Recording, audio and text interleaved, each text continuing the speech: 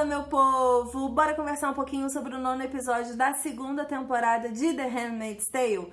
Antes de começar esse vídeo, não esquece de já deixar o seu like aqui se você tá curtindo todos os reviews da 2ª temporada da série. E eu vou deixar linkado aqui na descrição um vídeo que saiu aqui no canal essa semana, meu com o Panda. Ele veio finalmente falar um pouquinho do que ele acha da 2ª temporada da série, o que ele acha que vai acontecer nessa reta final aí de temporada e de história como um todo. Não que vai terminar agora na 2ª temporada, mas óbvio que a gente tem que teorizar sobre o futuro de todas as coisas. Antes de qualquer coisa, eu queria dizer que os comentários de vocês são simplesmente magníficos. Eu acho que infinitamente maior do que todos esses vídeos comentando cada episódio é o pitaco que vocês dão, as ideologias, muita gente trazendo comparações com a realidade, muita gente contando histórias de outros países, outras mulheres que vivem situações muito parecidas com a situação que a gente vê na série, com as aias, as esposas, as tias. Enfim, não é uma raridade, não é uma ficção, não é uma coisa que a gente tem que ver como distante, como algo que pode acontecer no futuro, caso tudo der errado. Se a gente tiver um pouquinho de empatia pesquisacional, conhece esse termo? Não, porque ele não existe. Mas a gente pesquisar um pouquinho sobre a realidade das mulheres em diversos países, não só do Oriente, porque a gente tem essa tendência aí preconceituosa de achar que só o Oriente trata mal e oprime as mulheres. Não é assim que funciona. Vários lugares do Ocidente também tratam suas mulheres de uma forma bem intensa. Então, eu acho que se a gente tiver um pouquinho de empatia pesquisacional, a gente vai perceber que Gilead existe, não como Gilead. Aias existem, não como aias, mas ideologias frustrantes, humanas, que acreditam estar certas, na maioria das vezes existem sim. E é legal a gente saber que, enfim, o mundo não é feliz pra todos, né? Essa série faz a gente refletir bastante. Eu tava até falando com o Panda agora, quando terminou o episódio. Eu falei, cara, tá cada vez mais difícil fazer vídeo sobre esses episódios, porque a gente cai sempre no mesmo clichê, né? Sempre no mesmo discurso de esperança, querer que mude, querer que aconteça alguma coisa. E aí, da mesma forma que às vezes acontecem muitas coisas que alimentam essa nossa esperança, outros baldes de água fria são jogados na nossa cabeça, assim, absurdamente em diversos momentos, enfim. Tenso. É complicado falar de The Handmaid's Tale, e quando eu me propus a fazer esses reviews semanais, eu já sabia disso, né? Esse grande berço de ideologias e reflexões que essa série traz pra gente. Mas esse episódio trouxe pra gente, eu acho que, algumas coisas muito relevantes sobre a história de The Handmaid's Tale como um todo. Primeiro que a gente foi finalmente pro Canadá, que é o encontro que o comandante estava organizando desde o início da 2ª temporada, de apresentar suas ideologias de Gilead, dessa nova república diferente do que era um dia os Estados Unidos, pro Canadá, buscando uma parceria econômica, buscando alianças, buscando talvez uma expansão dessa nova forma de governo aí que eles criaram em Gilead. E ele foi pra lá, pro Canadá. Gente, tá muito frio, minha rinite tá atacada, eventualmente eu vou coçar meu nariz, desculpa. Ele foi pro Canadá e ele levou a esposa, ele levou a Miss Waterford, e ele deu pra ela aquela desculpinha banal de que ele tava levando porque ele precisava de uma mulher forte do lado dele para dar o exemplo, já que as pessoas no Canadá acreditavam que as mulheres eram oprimidas em Gilead. Confesso que nessa hora eu pausei e falei, só o Canadá pensa isso. Ah, tá bom então, obrigada. A gente não, né? A pessoa é louca, gente, mas enfim. Aí ele levou a esposa, deu essa desculpinha barata, quando na verdade a gente sabe que ele só levou a esposa porque ele não confia mais nela, né? Porque ela é um monstro quando ela tá sozinha, e ela pode fazer muita coisa incrível. Outra coisa que eu quero falar antes da gente ir pro Canadá é sobre a pequena conversa que a esposa, a Miss Waterford, tem com a June no início do episódio. Quando ela tá se despedindo e dizendo que vai, a gente tem uma conversa muito bizarramente engraçada, porque ela começa a conversa de uma forma muito sentimental, meio que resgatando todo aqueles momentos que elas viveram juntas e desenvolvendo e trabalhando várias coisas. Só que no final, quando ela se levanta e ela tá completamente envolta de emoções, ela vira pra June e fala assim, June, deixa eu... Ela chama ela de Offred nesse momento, né? Fala, Offred, deixa eu te falar uma parada aqui. Tu sabe que tu vai embora, né? E a Alfred fica, como assim? Ela falou, tu vai embora. Tu sabe disso, né? Tu vai embora e logo depois, assim, não vai amamentar, não vai nada. Tu vai simplesmente embora aqui da nossa casa porque já deu, né? Muito de nós. Por quê? Panda nessa hora até falou pra mim, tipo, por que ela tá fazendo isso? Não tem muito cabimento. Elas não estavam meio que se entendendo de alguma forma silenciosa e bizarra? Eu falei, então, ela acabou de sofrer uma opressão na mão do comandante. E ela não tem como rebater nada que ele fala. Hierarquicamente, dentro de um exército e tudo mais, isso é muito comum. De empresas também, né? Todo lugar que tem uma hierarquia muito bem definida, isso é muito comum.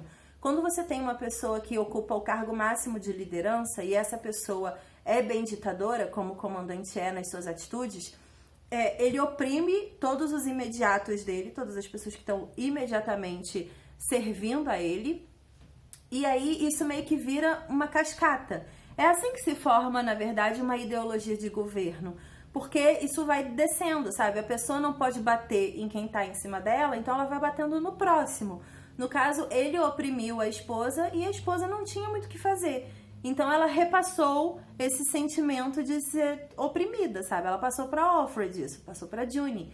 E a gente vê isso acontecendo ali e é muito interessante, assim, eu acho, até num nível de conhecimento mesmo, sabe? Da gente repensar nossas atitudes, que às vezes a gente sofre algum tipo de falta de educação na rua, é maltratado por alguém lida com a gente com mau humor e tudo mais, e a gente tá bem. No momento seguinte, como a gente não teve como reagir àquela situação, a gente repassa esse mau humor pra frente, a gente repassa essa falta de educação pra frente. Nós somos muito influenciáveis, né, nesse nível. E eu acho que aí a gente cria uma rede de maus tratos que não tem necessidade, às vezes. E é por isso que quando você vai numa cidade que você vê que as pessoas são muito mal educadas, você vê que é uma rede. Todo mundo é mal educado, porque em algum momento esse negócio começou. Então a gente vê isso acontecendo muito em Gilead. É tanto medo e é tanta gente mandando em tanta gente, que a própria Marta fala isso, né, pra June. Fala, cara, tem um menino lá embaixo que tem 20 anos, que se ele quiser me dar um soco no queixo, me machucar, ninguém vai falar nada.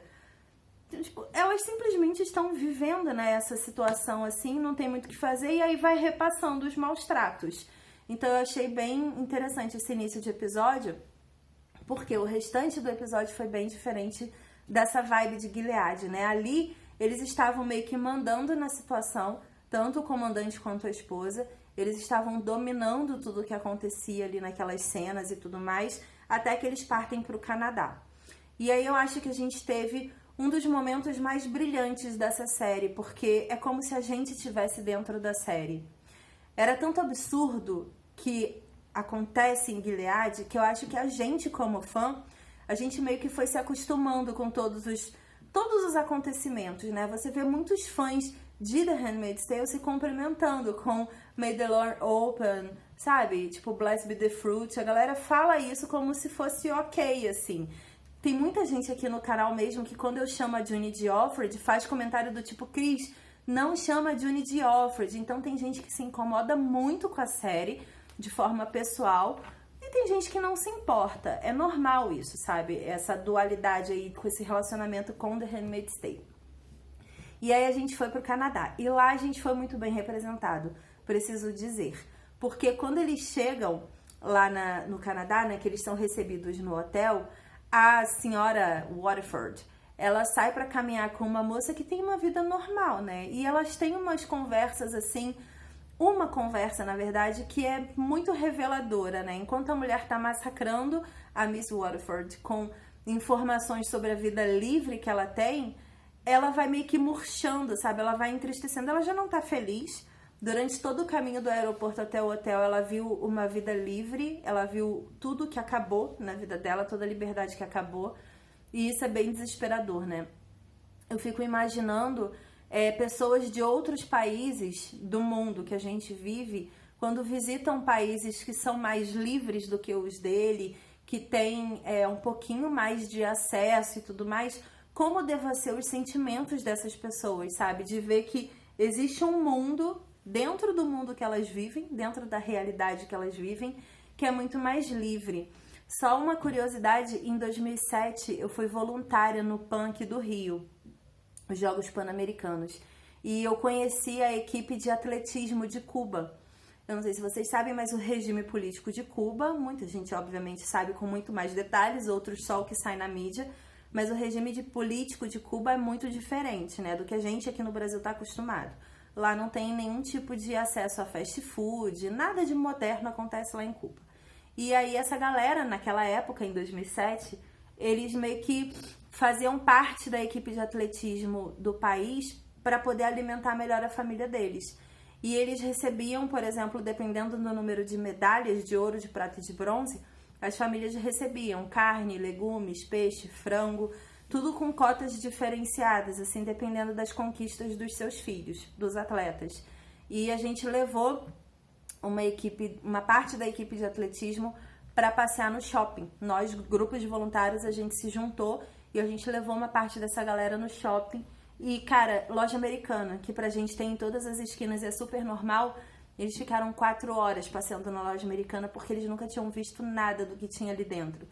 E, assim, eles se assustavam com a quantidade de sabonete, de shampoo. E isso pra gente é muito chocante, né? Porque, cara, faz parte do nosso dia a dia. Só que como é ter isso retirado da sua vida? Você saberia viver sem a liberdade que você tem? Eu fiquei refletindo sobre isso nesse episódio, porque a Serena era uma mulher muito bem-sucedida, ela perdeu a liberdade dela, né, nesse processo de construção de Gilead. Isso não significa que ela é 100% feliz, como muita gente acha que ela é uma vilã feliz com a realidade que ela vive. Nesse episódio a gente viu que não. O fato de você aceitar a sua situação para não morrer, não ser caçada, não significa que você é plenamente feliz com aquilo ali.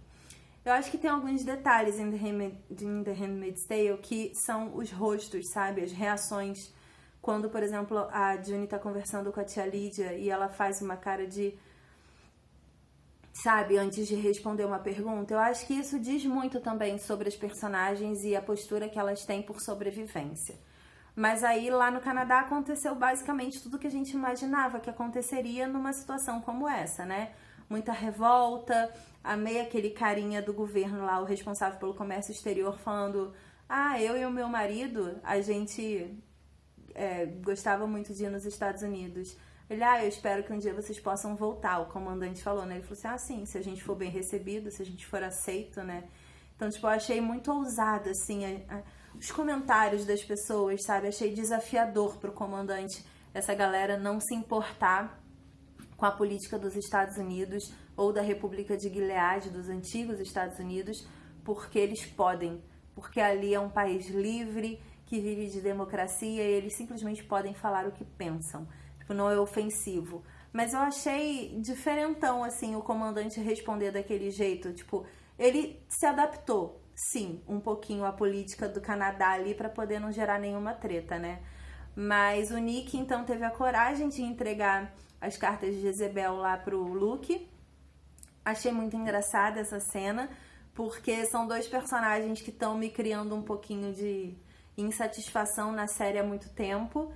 E agora, finalmente, a gente viu o Luke fazendo alguma coisa, né? Ajudando a June de certa forma, publicando as cartas e criando uma revolta e o afastamento dessa aliança diplomática aí que o pessoal de Gilead estava buscando com o Canadá. Essa expansão dessa insanidade aí, dessa sociedade louca que eles criaram. E eu achei muito, muito, muito incrível todas as cenas do Canadá. Tudo bem que as coisas foram aceleradas, eu sei que vai ter gente falando sobre isso, que a aproximação do Luke e do Nick foi muito rápida, mas, gente, é um episódio, não dava tempo e a série precisa caminhar. Então, vamos aceitar aí a liberdade poética dos fatos serem acelerados e de só ter um bar perto do hotel que o Luke com certeza estava. Porque o Nick foi ali pra procurar o Luke, a gente sabe disso, né?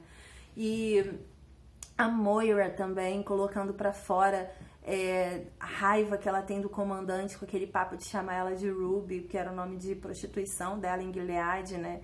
Enfim, gente, eu achei assim... como esquecer? Não posso esquecer da Serena, de falar da conversa que ela teve com o cara, toda a questão do cigarro e tudo mais, dele oferecer liberdade pra ela, usando as informações que ele tem sobre o passado dela, e com certeza isso mexeu bastante com o ego dela ali um pouquinho. Ela voltou muito mais, eu acho, energizada pra Gilead. Gente, eu não sei vocês, mas eu acredito em todas as mulheres de Gilead agora. porque o que o cara falou é muito verdade. Eu acho que aquela ali é a forma que eu penso hoje sobre The Handmaid's Tale. Eles criaram a estrutura da sociedade de Gilead responsabilizando o problema da fertilização, quando a gente sabe que isso é só uma justificativa banal para convencer o mundo de que eles estão com uma ideologia com fundamento, sabe? Tipo, é igual a galera que é homem-bomba, sabe? Que vai tipo, eu não me matei à toa, eu não matei 2.000 pessoas à toa, foi pelo meu Deus. Eles utilizam de uma justificativa que o mundo fica sem palavras na hora de discutir. Porque, teoricamente, para as pessoas que são mais fanáticas religiosamente, faz sentido. Para a galera que não é, nunca vai fazer sentido. Mas essa questão da fertilização em Gilead é um assunto que faz sentido, porque as estatísticas provam que estava diminuindo realmente a fertilidade ali dentro daquela sociedade. Então, eu acho que eles conseguiram encontrar um argumento, se utilizando, claro, dos conceitos religiosos, para justificar toda a mudança, mas isso não vai se sustentar, gente. Eu sei que no vídeo que eu fiz com o Panda teve muita gente comentando sobre a reta final da série que a gente comentou, né? Mas a gente sabe o final do livro, a gente sabe dos 200 anos depois e tudo mais, mas a gente tem esperança de que talvez para a série tenha essa liberdade aí de ser um pouquinho diferente, de ser um pouquinho mais fanservice, um pouquinho menos documental, porque eu acho que a série é entretenimento também, né? A gente tem que ver um final feliz ali de alguma forma, gente, eu não tenho condições de estar passando por isso tudo e não ver um final feliz. A gente vai fazer mais um vídeo comentando um pouquinho mais sobre esse 9º episódio e comentando um pouquinho mais também sobre a 2ª temporada de The Handmaid's Tale. Estamos aí a 4 episódios da 2ª temporada, do final da 2ª temporada. Panda quer falar um pouquinho mais também depois, então a gente vai fazer um 2º vídeo. Esse primeiro é só o meu desabafo inicial sobre o episódio mesmo. Então fica ligado aqui no canal que até o início da próxima semana tem outro vídeo aqui. E já deixa seus comentários sobre o 9º episódio aqui também, que eu quero ler e conversar com todos vocês. Beleza? Beijo e até a próxima. Blessed be the fruit. May the Lord open. Não dá pra falar um sem falar o outro, né? Mas ainda me agonia essas frases. Enfim, beijo, gente.